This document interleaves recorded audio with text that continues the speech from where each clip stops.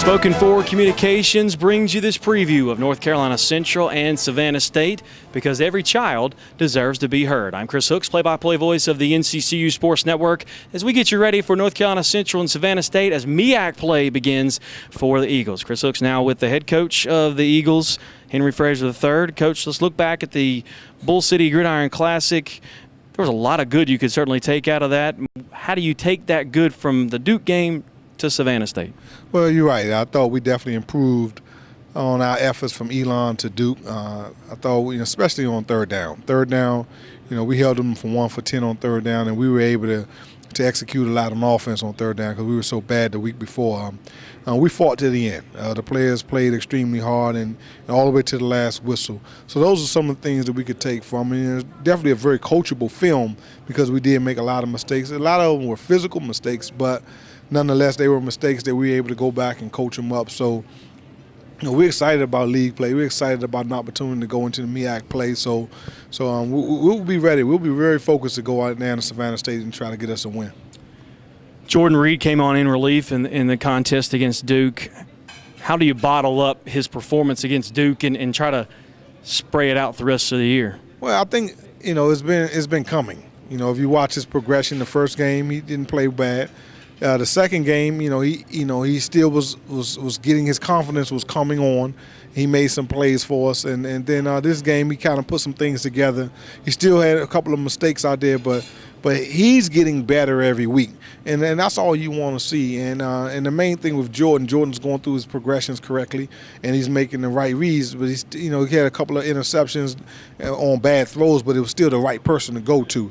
So we'll put the ball in Jordan's hand this week and see how he goes. Let's look at defense. I mean, it's not really as telling based off the Duke game of how well the defense played, but again, a lot of plays were made. They were 1 of 10 on third down. What did you take away from that, and who did you feel like stepped up in that contest? I think it was a complete team effort on defense. I thought the defensive line got a push. We held them to about 100 yards rushing on about 30 carries or something, a little over 100 yards, and I thought the defensive line was definitely getting up the field. And we, because they had a quick passing game, we had to drop 7 and 8 guys in coverage to try to rally and tackle. And that was one of the keys to the game, tackling.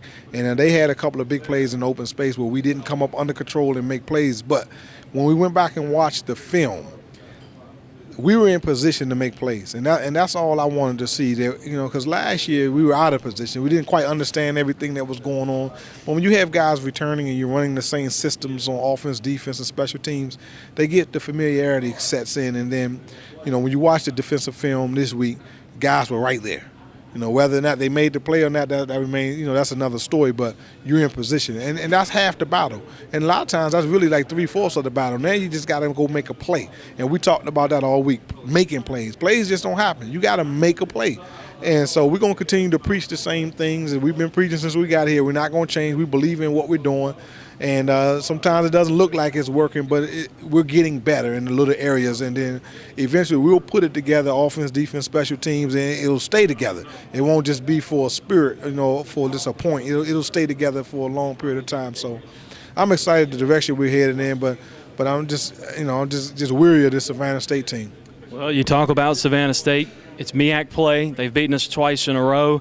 I mean, we have plenty on our plate to motivate us for this contest. No question. And, the main thing is that there's going to be some guys on the field that we're not familiar with because we got beat up a little bit in the Duke game. We got 11 new injuries on the injury report. So hopefully those guys can get well and get out here on the practice field this week. But if not, there are going to be some other guys that's going to have awesome opportunities to make college debuts and things along those lines. But nonetheless, it's that's why you have to have a system. That's why you have to have an offense, a defense, special team system where you plug people in because people do get hurt in this game. So if you have things geared around one guy, two guys, I mean, you take for example Giovanni. Gio got hurt in the first half against Duke. We didn't change what we were doing. You just plug someone in and they got to go out and make plays. Gio makes plays. So the system is going to win out. That's that fundamental question. It's about you or it's about the team. The team is going to always win. So no, we're motivated. And like this week we were just watching last year's game versus Savannah State because, statistically we went up and down the field on them, but we lost the football game. And the first thing I did was look at myself. I looked at my notes from last year. What type of head coach was I leading into this Savannah State game? Was I as effective as I should have been as a head football coach? And the answer, is yes and no. I definitely learned. I was on the guys. I'm still my same approach, but I'm a little harder this week because, man, we got to be more focused, more in tune because of the conference opening, because it can easily be a distraction looking at what has happened to them their first two games, and I can't let my team get distracted looking at what happened to Savannah State the first two games. So I got to focus on my team, my psyche of our team, and my coaches, so we can prepare like as if this is our championship type game, so we can have a good year. Speaking of good year, if you can find a way to beat Savannah State, conference play as we talk about, momentum that your program certainly could use at this point. You go into the bye week at 2-2. I mean, this game, again, has some huge importance, not only for conference play, but for the rest of the season. It does. And this game has been circled. It's been circled on our schedule, and we understand the importance of this football game. So believe me, we're going to be prepared to play. There's no excuse. I don't care who's hurt, where the injuries come from. We got over 110 guys in the football program. We're going to plug someone else in there, and we're going to go down there focused, determined to not let happen what happened the last 2 years. All right, Coach, thanks for your time. Best of luck as we take on the Tigers. Thank you. That's head coach Henry Fraser III of Spoken 4 Communications brings you this preview of North Carolina Central and Savannah State. Enjoy the ball game.